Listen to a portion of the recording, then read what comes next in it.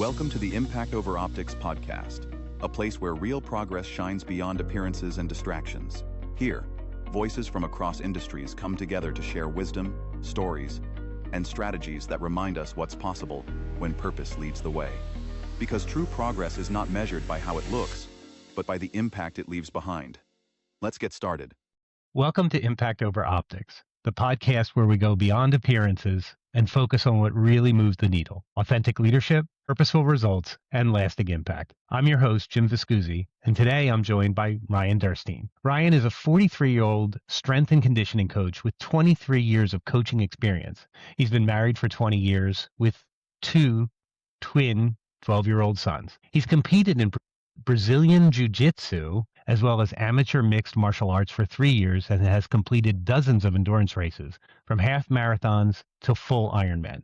His primary focus as a coach has been optimizing strength training for all ages, as well as cardiovascular training and mobility practices. Over the years, the importance of focusing equal time on mindset exercises such as meditation, yoga, and gratitude practices has shown to have a massive impact on his clients' abilities to recover faster and avoid injuries and burnout, leading him to expand his role to more of a life coach. His goal as a coach is to help others achieve their goals by performing at their highest levels, both physically and mentally. And I have to say, I'm also a client of Ryan's, and I can 100% attest that he is excellent in his job. Ryan, I'm so grateful. Welcome to the show. Thanks for having me, Jim. Appreciate the words. That's great. Hey, Ryan, so I really want to start understanding your rituals. So please just take some time to tell us about your day. What are some of the rituals you follow? How have they evolved over that really extensive practice to serve you? So for a growing family, kids, whatnot, the time to carve out time for yourself seems to kind of shrink a little bit. So the morning routine's been a hot topic for, I think, a lot of high success people that find success with anything in life is carving out that time. And for me, and I know a lot of people, you included, we've talked about the morning time, getting up earlier than necessarily you have to. So the morning routine is kind of what sets the tone for the rest of my day. And I find movement ignites my body, my mind, my soul, gets the blood flow going. If I start my day by doing something difficult, moving my body, I feel like it kind of gives me that shot to go through the rest of the day. And then it just kind of carries on. But ultimately, it's prioritizing what it is that's going to benefit you towards your main goal and limiting the distractions. And that comes with time, just like anything. So whether it's eating healthier, it's then meal prepping, making the lists for meals you want to have. You know, the morning routine, that only goes as far as your nighttime routine. And they both kind of take each other in order to make it work. If you don't have a good morning routine, you tend to be up a little bit later. So, setting a good morning is setting a good evening.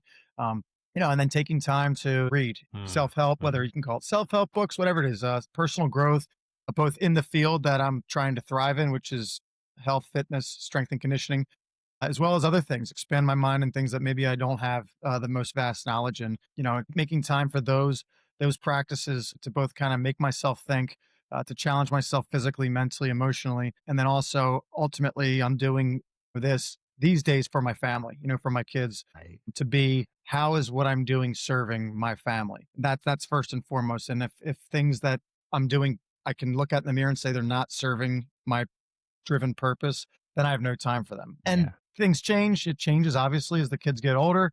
The amount that they need you changes. But ultimately, from sun up to sundown, I'm trying to plan out time for myself in the morning. Obviously, then I got to get with clients through the rest of the day, give them my equal attention.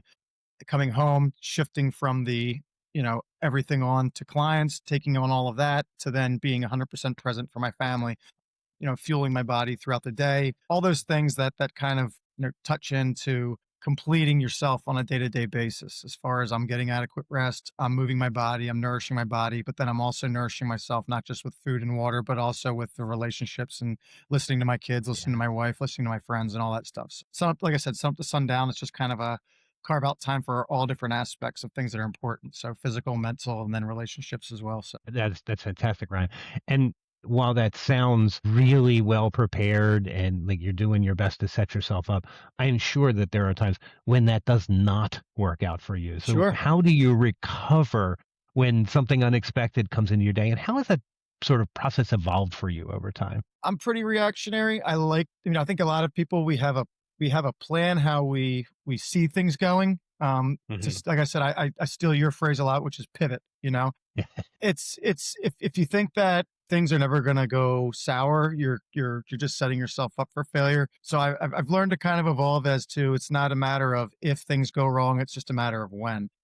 Right. And falling off can be a matter of, I wake up and there's 6 inches of snow outside. The gym's closed. I can't go. That alters my morning. And it Hmm. can, in a way, maybe put you in a funk. Your initial reaction is to get maybe a little discouraged or to get a little irritated if something interferes with your routine. So I look at that as, well, how can what's the next I can make the most out of this situation? I may not be Hmm. able to go out and do a 6 mile run in the snow, but can I do, maybe today's a day of 30 minutes of mobility work and home? So I look at doing something rather than nothing, not falling off, and saying screw it all and don't do anything. And that's changed for me. Back to your question about how has it evolved in past, I think if there had been a hiccup in the route, I might have just said forget it and not do anything. Whereas now Hmm. I look at, okay, well, how can we show up and how can I give 2%, 10%, 20%? If I can Right. just give even a little bit, it's that checking off that day. Today, I still did something. Nothing is,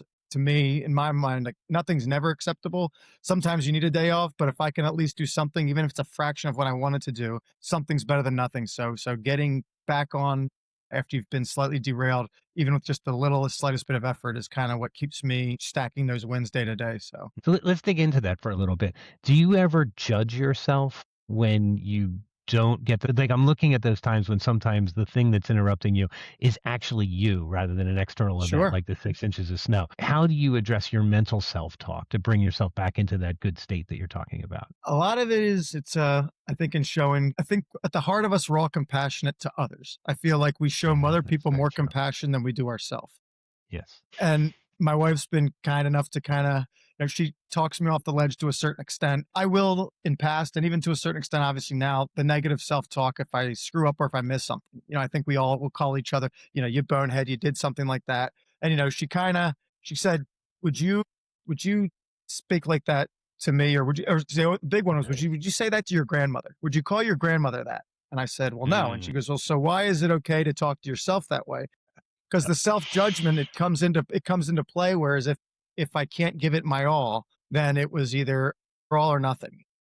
Hmm. And back to Hmm. the whole, if I can give 2% today, I'd be happy with, and over time you get to know, sometimes by doing too much too long, your value of the work you're producing is just slowly decreasing, because while you're Right. putting in the work, the quality of that work and the mental fortitude behind your actions is just, it's drained. You can't produce at a high level for too long that way. So That's really interesting because one of the things I wanted to ask you about is you have these delightful rituals that you've already put in place. How do you sort of self-assess to make sure that those rituals don't just become like a dogma that isn't serving you over time? mhm. Maybe even like give me an example of a ritual that you used to do that you decided was no longer serving you, and how did you work through that process? I mean, the early morning has always been a ritual. I had a 4 o'clock a.m. alarm, and that was non-negotiable. As far as, Hmm. even if I didn't have it, it was just, I had it in my head, 4 a.m., 4 a.m., 4 a.m. And over time, there would be times where I wouldn't necessarily have to be up and moving till 6, so I could say sleep in an extra hour. Hmm. But I still got up. I had it in my head 4 o'clock, and then because if I sleep in an extra hour, or if I give up that extra hour and I get up at 4 anyway, now I'm 2 hours ahead of people. So that can be a fine line of, sacrificing too much. And figure if there's certain things that are still, or that are necessarily not serving me, as far as I'm not enthusiastic about it. Not that everything needs to be enthusiastically fun. That's what discipline is. It's doing things that aren't always, Always. but it's kind of stepping back, especially like I said, as the kids age, as we all age, things in life change, and things that may have served me really positively 5, 10 years ago necessarily don't equate to where I'm at in my life and my relationships and how business is going, and things change based on seasonal, clientele, kids, all that stuff. So, but there hasn't, I don't know of anything in particular other than the fact that my rigidity with my wake up time has been Mm, one thing where I've just had to be flexible with and say, I'm taking an extra hour of sleep today. Because I can, and also I should. I felt the benefits right. of the giving myself the extra, and I felt the negative effects of constantly shortchanging myself on that fact. So the whole "I'll sleep when I'm dead" type mentality, I've had to slowly curtail into, if I get an extra hour of rest, take it. And if I can get to bed an hour earlier, take it. Take it when you can get it. So it's being more flexible with just the letting myself lay down, not always having to be on the go, 100 miles an hour, 24/7. Yeah, that actually works into something else I wanted to talk to you about, which is managing your energy throughout the day. For a guy who gets up early through the day, who does his own training, who then trains clients, who then is a father and a family person, and I know about your extended family and how much you Sure. spend time with them along the way. So when does your energy drop through the day? And do you plan for that? How do you manage around something like that? It's usually, right after lunch, which is around that 12, 1, 2 o'clock. I kind of hit that, if I'm up at 4 and I'm training by 5 a.m., usually by 1, 2 o'clock p.m. is when I start to feel that little bit of a drop. Mm-hmm. I deal a lot of it with clients who it's the opposite, where I'm dropping. I've been on my feet all day. Usually I'm encouraging people. The energy drop is because they haven't necessarily been moving enough. Mine is where I feel like I've moved too much. And so my Right. way of kind of resetting is when I start to get that, I feel like I could just lay down and take a nap. I won't lay down and take a nap, but I will lay down and really just focus on, if I can take 5 minutes of just focused, intentional breathing, bringing my attention into my body, and laying there, eyes open or eyes closed, and just, almost like, meditative type state, some Mm-hmm. light stretching, and also, drinking some water, getting some hydration, in the body, making sure that's going, and then thinking previously into my day about things that have been, extremely positive and happy, and focusing on those good things and kind of boosting my mood that way as well. But usually it's, it's just it's an effect of being on my feet all day. So if I can kind of take a 10 to 20 minute window where I can just lay down, if I'm between clients at the gym and I have a gap, I'll lay on the foam roller, close my eyes and just really focus on inhale, exhale, and kind of, let my body kind of do its restorative, natural way that way. So, Yeah, I mean, that was a great list of things. I just want to make sure we sort of enumerate them and make sure I catch them hmm all. You talked about just simple rest, just a stop and a pause for a hmm short moment. You talked about hydration. You talked about a breathing practice. You talked about a gratitude practice. hmm Any one of those is kind of amazing. If somebody was thinking I needed to put a practice like that in place, which is one of those that you would say is probably the most accessible and that you felt has had the most benefit for you over? I think grounding yourself with gratitude is one of you can Mm, do it anywhere. I mean, and it's part of a meditate, it's all part of meditation, and you can meditate anywhere. They tell you, yeah, the absolutely. point of meditation, a lot of it is to, a crowded subway, a place like that, it doesn't always have to Mhm. be quiet. You meditate so that way when you're in that noise, you can quiet the internal noise. But I would say, Yes.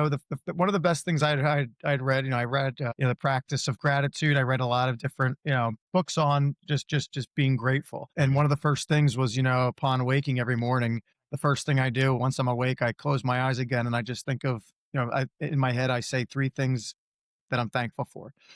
Mm, 3 things I'm grateful for. I woke up today and I have these 3 things, or yesterday I had these 3 things. And just giving yourself something, to be thankful for and grateful for in the morning, it does do something to you, especially when this day and age where the first thing a lot of people will do is grab the phone, turn off the alarm, and then either open email. And before right. you know it, you can be down doomsday hole. And, the negative connotations can start going, and like a locomotive engine. So I'd say the number one thing is wake up and just really think. It doesn't have to be a long list, but just think of things to be grateful for. We've all got things to complain about, but we also have a lot of things to be grateful Be for, grateful and for. just making sure you're keeping equal energy on the things that we already have. Yeah, that's great. I mean, we're all such loss adverse creatures. We're Mhm. all designed to try and make sure that we don't lose things. It's hard to remember how many good things that Sure. we've been given. I do want to expand on that a little bit and just ask your opinion. You talked about these four practices in terms of what you would do for recovery. But if our listeners were trying to say, what's one ritual or habit that they could put into place that's sort of high value, low impact thing, not just within this, but anything that you would Sure. recommend, what would you say is a good place for somebody to start? Short walks with no Mm, distractions, and predominantly if you could do it in nature outside, even better. Our bodies have evolved to be upright, and we're kind of de-evolving to the point where we're seated, we're hunching forward. But there is something truly, awakening with getting outside. They would always say, I mm, heard a quote, it said, if you're in a bad mood, take a walk. If after the walk yeah, you're still in a bad mood, take another walk. another walk. And it is true. I mean, and that's, we go back to, we've talked on stoicism, and you go back to a lot of their best ideas and their most clear thinking was done on getting outside and walking. Yes. And I don't know, I can't speak to you, but I know a lot of times if I'm having kind of brain fog, or if I'm trying to put ideas together, Hmm. if I get outside, and predominantly if I can get out early and if I can get out when the sun is coming up and I'm not listening to anything else, I'm taking in, I'm allowing things to come to me. I'm allowing nature to do its thing and to kind of restore me. I feel like my best thoughts, and through talking with many other people, it's that just getting out and walking. And it could be 5 minutes. We could walk to the end of Yep. your driveway and come back, take your shoes off, stand on the grass, and just, give yourself deep breaths and be outside. But walking outside, especially outside, even for 5 minutes, is something that I think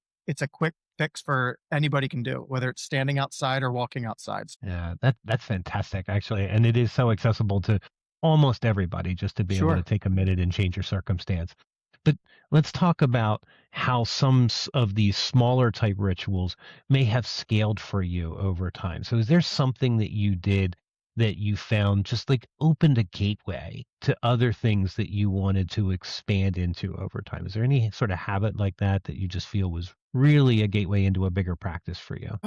A lot of it, I think, the meditation part of it, I've never Mm-hmm. been, I always needed kind of noise. I had a Yes. lot of stuff in my head as a kid growing up, a lot of self-doubt, a lot of things that, may have, played a part in me making poor decisions, self-sabotage based on the stuff that was going in. So a lot of times I sought out noise. I figured if the louder I kept things around me, the less I had to go in and live internally. I could live externally. So I think learning to be comfortable in silence, and it was through Mm. therapy, talking to therapists I worked with, who he's like, well, there's no noise is there for a reason.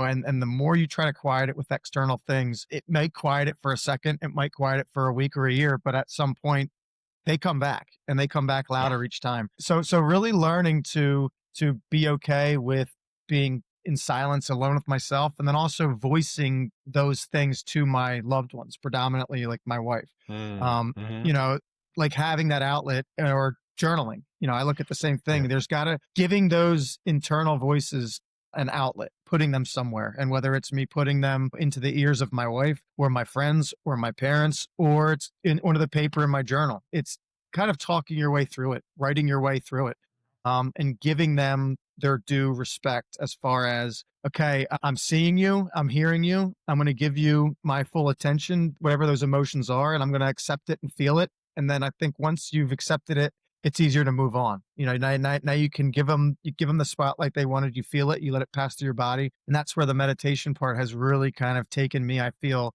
health, physical, relationships, everything, just to the next level, is being okay with silence and some of the sounds that arise internally in that silence. I mean, that level of self-awareness, I think, is really key, and you and I have talked about this in the past, Hmm. sort of knowing where those voices are coming from. But at the same time, we're talking about habits and rituals. This might be one of those either or, and there's not an overlap, but which do you think matters more, the consistency of your practice or the self-awareness that you're generating? I think they both play. I think you kind of need both. I mean, you can be consistent with your actions. You can, like I said, you can wake up at 4 o'clock. You can eat the same stuff, and you can meal prep. You can do everything the same and do everything consistency. But if you're not listening, if you're not self aware and you're not listening to the signs, the voices, whatever you want to call them, that your body is giving Mm. you, I mean, Mhm. consistency can, if consistency isn't driven in the if you're not altering and it's not driven in the good Right. direction, Right. consistency can be harmful. Yes. If you consistently do bad things or make poor decisions consistently, you can be in a world of hurt. But self-awareness, I feel, helps consistency be your partner instead of your ally. And Right. that comes with, like a self audit. You kind of Mhm. step back and go into your body, say, how am I feeling? This is stiff. This. Okay, now let's go back and look at, well, what has my previous week been like? How's my workload been? How's my relationships and how's my home life been going? How my conversations been happening? Being aware that, okay, yeah, there's been a spike in, external stress. So being consistent is going to be probably pretty hard, at least to a certain extent. So I would say they both probably play hand in hand. being consistent without having at least a certain amount of self-awareness can at times probably go awry. But I think, I think being self-aware initially allows you to be consistent with the better things for the duration of time. So Yeah, it's all what I'm almost hearing is like it's like consistent self-awareness. You need to be yes, constantly reassessing where you are over and over yes, again while still maintaining the discipline of trying to build those habits in that you're yep. trying to have with these And rituals that's you and have. back to not sorry to interrupt, but like we touched on like what things have like created dogma. Like, and that's the thing where you can that's what helps you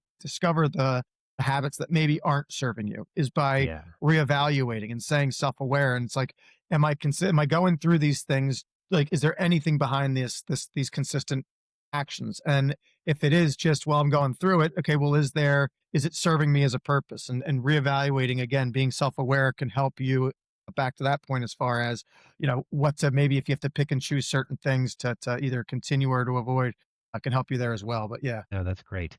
So, Ryan, just to close, one final question. If listeners were to walk away with just one message from you today, what would you have that be? start small. I mean, don't, we're in a day and age where it's catchy, it's trendy to want you want the big prize in as short a time as possible. So we get sold it every day in every aspect, whether it's finance, whether it's health, whether it's, you name it. It's the sales pitch of you can have everything you want exactly how you want it. And here's how you're going to do it in, as short a time as possible and with little effort. Starting small. I mean, and stacking the small, it's the 1% rule, 1% better each day. Do one Mhm. more, they go, well, there's a million different phrases they've got out there, but it really is in my world. And I'm sure it speaks to you as well, that the most consistently successful people I've worked with and the people that I see outside of what I do as well, they all say the same thing. And they said, yeah, you see the big body of work, when it's done, but you didn't see